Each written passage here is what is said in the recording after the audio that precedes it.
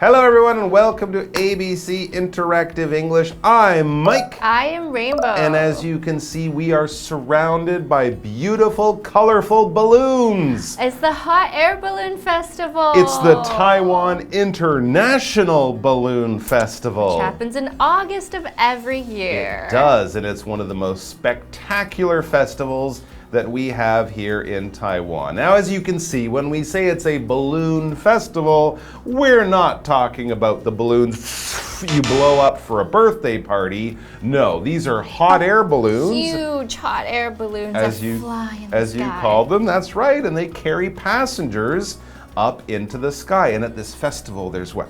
Dozens or hundreds of these balloons. Yeah, they're like from all different countries. So beautiful, so colorful. I think you can take rides in them, but you might have to sign up. And of course, balloons were the first man-made flying vehicle. Wow. So it's a fun thing to do. And of course, they're a lot quieter and more beautiful than most airplanes that are kind of loud and fast. Yeah. And if we go back to the Montgolfier brothers with their famous balloon, and of course then we had dirigibles, we had the Hindenburg from the famous accident, and even today there's the Goodyear blimp, which you might still see in America, and balloon festivals all over the world. I looked this up. There are dozens of these in America.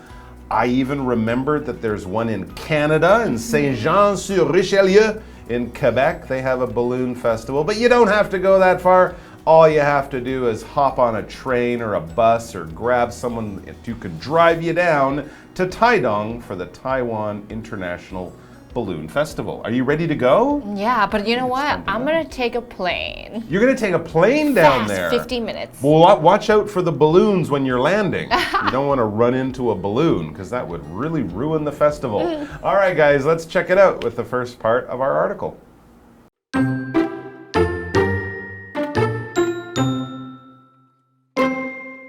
Allison and Brandon are at the Taiwan International Balloon Festival. We got here just in time. They're just starting to blow up the balloons. Great! I really wanted to see how they did that.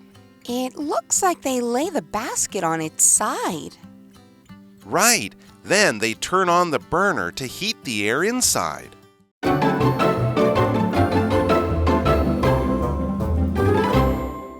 Today's article is Taiwan International Balloon Festival Part 1, and we're going to be going to Taidong together. So the first word we have is balloon. Yes, we should know the word because the article will be all about it. Well, you guys can see pictures of balloons behind us and of course also in your magazine. But yeah, this is something that we think of as a very large bag kind of filled with air or gas, and of course it will float through the sky. Balloons are a little different from airplanes. You can't really tell them where to go. They usually get pushed along by the wind, and of course they also come in many different sizes. These hot air balloons, these are like vehicles. This is something that can carry people through the air. And we also mentioned those things you blow up for a birthday party. Those are also balloons. We might say party balloons or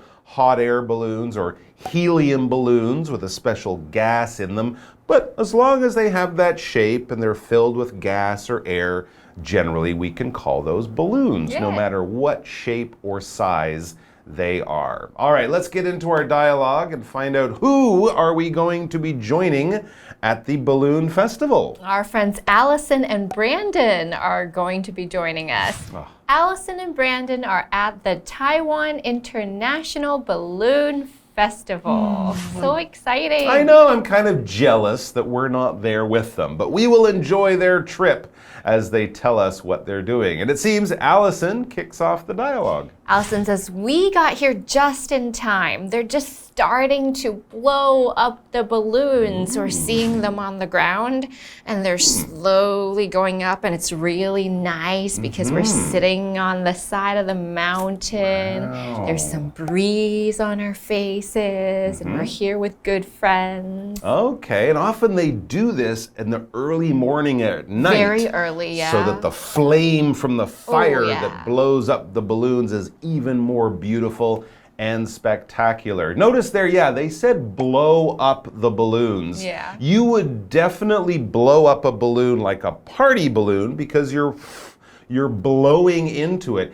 It's a little bit of a strange phrase, though, for these big balloons because they're not really blowing into them. They're just heating the air in them. So another way they might say it is they are inflating the balloons, basically filling them with air in some way, by blowing it or by warming up the air. But in either case, the balloon is getting bigger and slowly it will rise off the ground, sticking up in the air, and eventually it will take off. Well, Brandon is excited just like Allison. He says, great! I really wanted to see how they did that. Yeah, because often the pictures you see from the balloon festival, they're already floating and flying. They're already full of hot air. So it's kind of cool to see them get them ready to go flying. It looks like they lay the basket on its side. Okay, so it's not standing straight, it's just being laying on the side. To lay is like putting something down, like an object, where you're not standing it up, but it's laying down flat. So you can also lay down on the grass. A person can also be laying on the grass and enjoying a beautiful day. It's just being flat, basically. That's right, putting it carefully on the side so it is on the ground. And of course, there's a reason that they're doing it this way. And Brandon says, right, yeah, correct. They are laying down the baskets on the side. He says, then they turn on the burner to heat the air inside. That is how we fill up the balloon with air. We're just warming up the air. And of course, warm air rises while cold air falls. And that's how the balloon will rise off the ground, by having heat inside the balloon. Heat, here it's a verb. When you make something warm, you heat that thing or heat up that thing. You might heat up your coffee in the microwave or heat up your soup on the stove before you eat it. And what you are warming it with, that fire, that flame, it makes heat. So there you go. They're not blowing into the balloons. They don't use a special gas. They just warm up the air using those big burners. I mean, it kind of looks like a giant barbecue on top, totally. doesn't It's it? very, very hot. You can't get too close. Oh, no, and it takes some time. So we're going to get into all that after our break.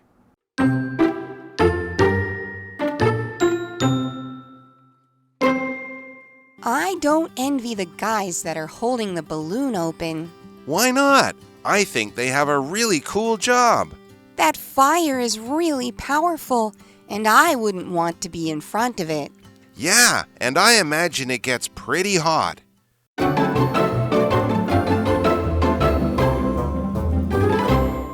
All right, so Allison and Brandon are still down there at the beginning of the big Taiwan International Balloon Festival.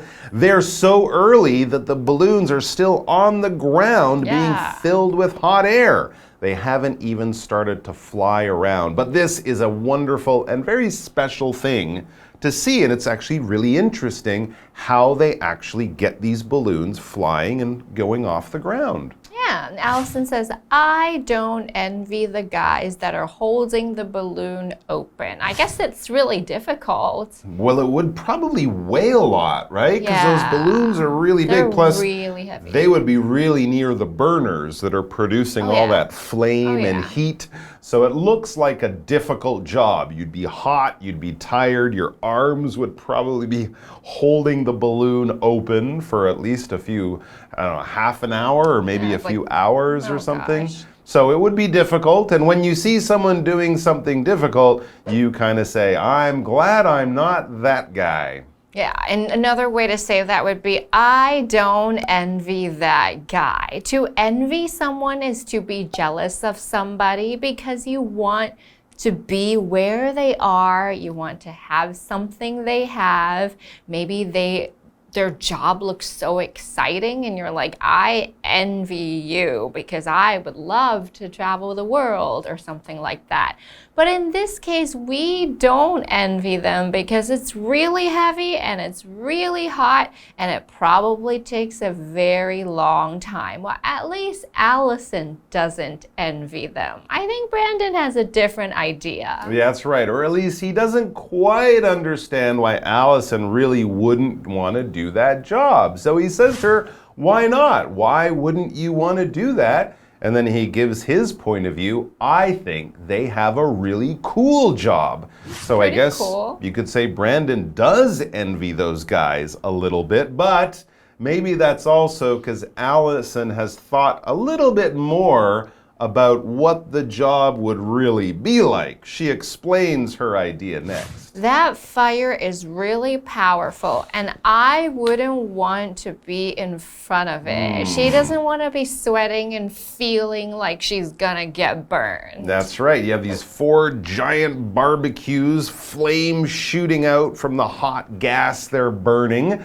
It could be a little bit scary. And also remember, it is what, August in Taidong? Yeah, it's not cold outside, so you probably might feel like you are getting barbecued a little bit as you fill the balloon. It would be different if it was January. Very I think different. maybe then you'd be like, oh, great job, now I'm nice and warm.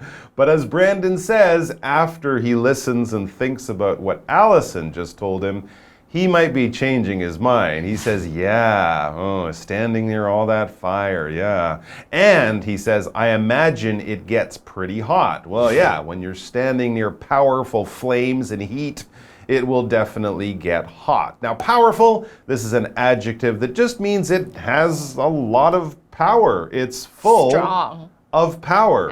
Powerful. Yep. You get the idea. We can use this to talk about a lot of things. It doesn't have to be power from like heat or energy, although that is true. Airplanes have powerful engines. Race cars have powerful engines.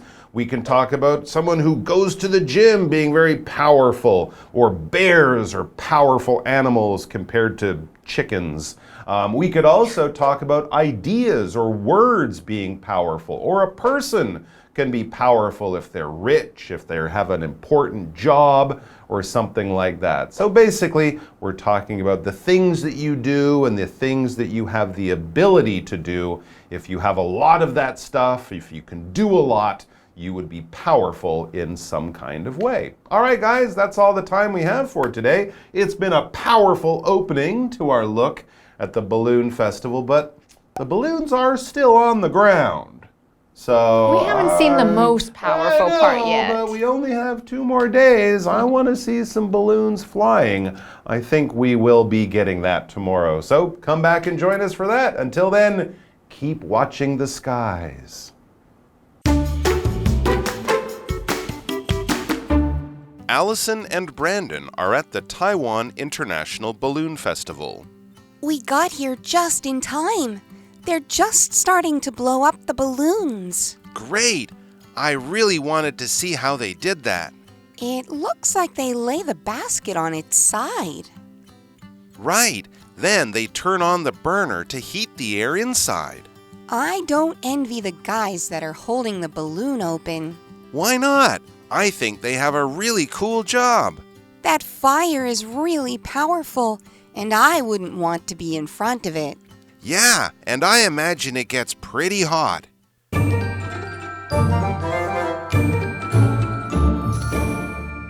Hi, I'm Tina. 我们来看这一课的重点单字。第一个 balloon 名词气球。We prepared many balloons for the party. 为了派对，我们准备了很多气球。下一个单字 lay 动词放置、搁置。它的3态是 lay, laid, laid. Can I lay my bag on the table? 我可以把我的包包放在桌上吗？下一个单字 heat 动词加热使暖和。We use an electric heater to heat the house in the winter. 在冬天，我们使用电暖炉使房子暖和一些。Electric heater 就是电暖炉。最后一个单字 envy 动词羡慕嫉妒。I envy Mike's wealth 我羡慕 Mike 的财富。Wealth 就是财富。接着我们来看重点文法。第一个 in time 及时，它的另一个常见的用语呢是 on time 表示准时，意思不一样哦，所以使用上需要特别的注意。我们先来看看 in time 的例句。I think I can finish my homework in time 我认为我能及时完成作业。我们再来看看 on time 的例句。The bus arrived on time 公车准时到达。下一个文法 blow up 把什么充气，这是一个可以分开的动词片语。blow 是吹气的意思，它的三态是 blow blew blown。我们来看看这个例句。The kids love to blow up balloons for parties 孩子们喜欢为布置派对吹气球。最后一个文法 somebody imagines 加主词加动词，表示某人猜想怎么样。Imagine 在这里是猜测、料想的意思，它的后面可以先接上 that， 再接一个子句。那么这里的 that 是可以省略的哦。我们来看看这个例句。I imagine Eddie is going to quit the job. 我猜 Eddie 会离职。以上就是这一课的重点单词跟文法，我们下一课再见，拜拜。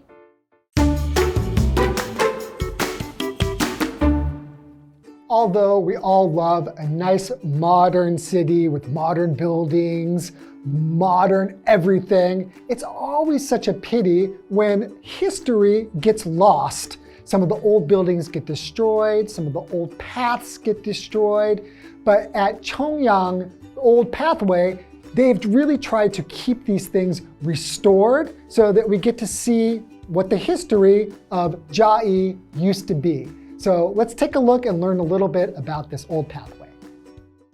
Chong-Yang Old Path is located next to Nanmen Roundabout.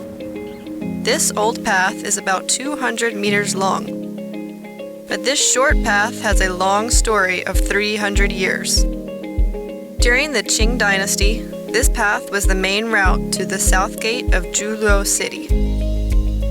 The people who lived in Zhangpu and Alishan could use it to get into Jiuluo City.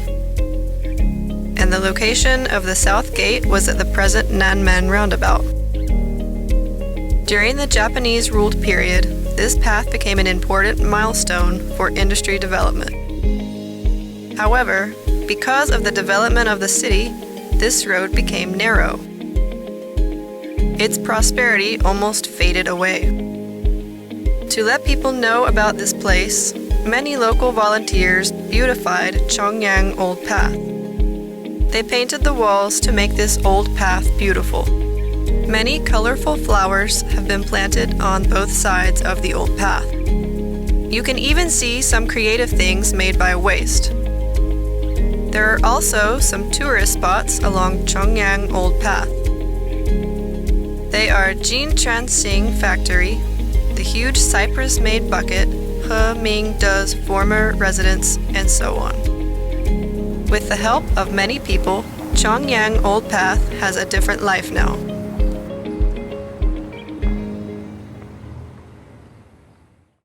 One of my favorite things to do when roaming around Taiwan is definitely going on these old pathways.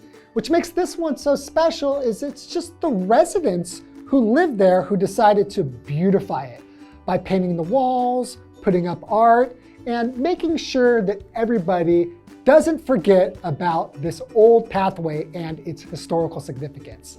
I hope you enjoyed, and we'll see you next time.